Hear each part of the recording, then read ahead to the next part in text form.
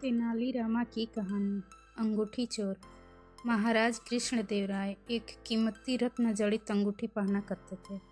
जब भी वह दरबार में उपस्थित होते तो अक्सर उनकी नज़र अपनी सुंदर अंगूठी पर जाकर टिक जाती थी।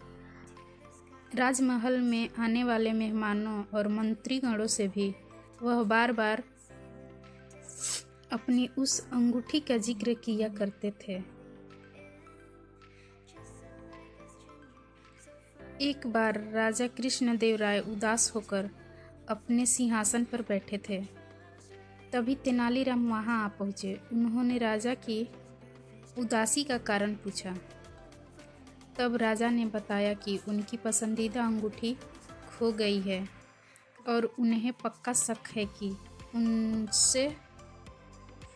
उसे उनके 12 अंगरक्षकों में से किसी एक ने चुराया है। चूँकि राजा कृष्णदेवराय का सुरक्षा घेरा इतना चुस्त होता था कि कोई चोर उचक्का या सामान्य व्यक्ति उनके नज़दीक नहीं जा सकता था। तेनालीराम ने तुरंत महाराज से कहा कि मैं अंगूठी चोर को बहुत जल्द पकड़ लूँगा।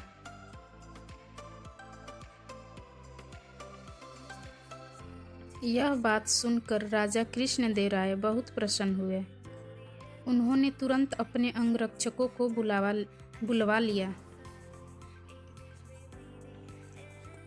तेनालीराम बोले, राजा की अंगूठी आप 12 अंगरक्षकों में से किसी एक ने ली है, लेकिन मैं इसका पता बड़ी आसानी से लगा लूँगा।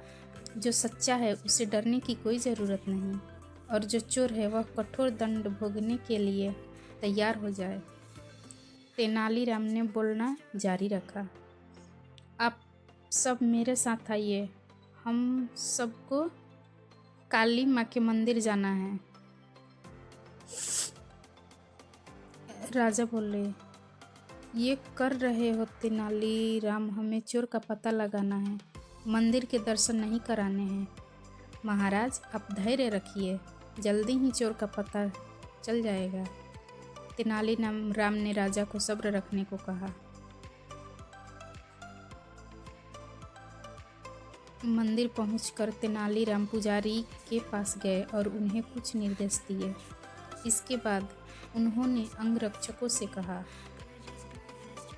आप सबको बारी बारी से मंदिर में जाकर माँ काली की मूर्ति के पैर छूने हैं और फौरन बाहर निकल आना है।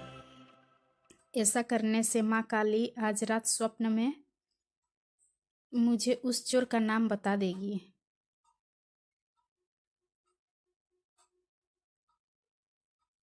अब सारे अंगरक्षक बारी बारी से मंदिर में जाकर माता के पैर छूने लगे। जैसे ही कोई अंगरक्षक पैर छूकर बाहर निकलता, तेनालीराम उसका हाथ सूंघते और एक कतार में खड़ा कर देते। कुछ ही देर में सभी अंगरक्षक एक कतार में खड़े हो गए। महाराज बोले, चोर का पता तो कल सुबह लगेगा, तब तक किसका क्या किया जाए? नहीं महाराज, चोर का पता तो लगा चुका है। 7वें स्थान पर खड़ा अंगरक्षक ही चोर है। ऐसा सुनते ही वह अंगरक्षक भागने लगा, पर वहां मौजूद सिपाहियों ने उसे धर दबोचा और कारागार में डाल दिया। राजा और बाकी सभी लोग आश्चर्यचकित थे कि तेनालीरामा ने बिना स्वप्न देखे कैसे पता कर लिया कि चोर वही है।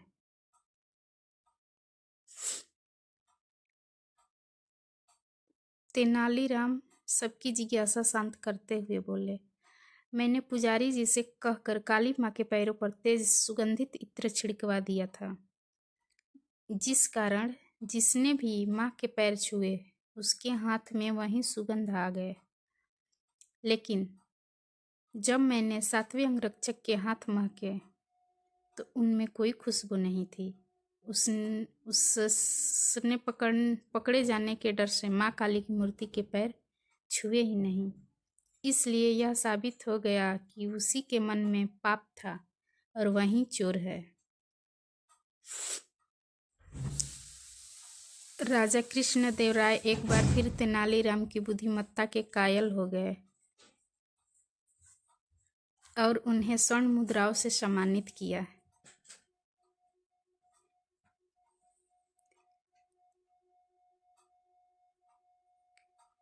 कहानी सुनने के लिए धन्यवाद।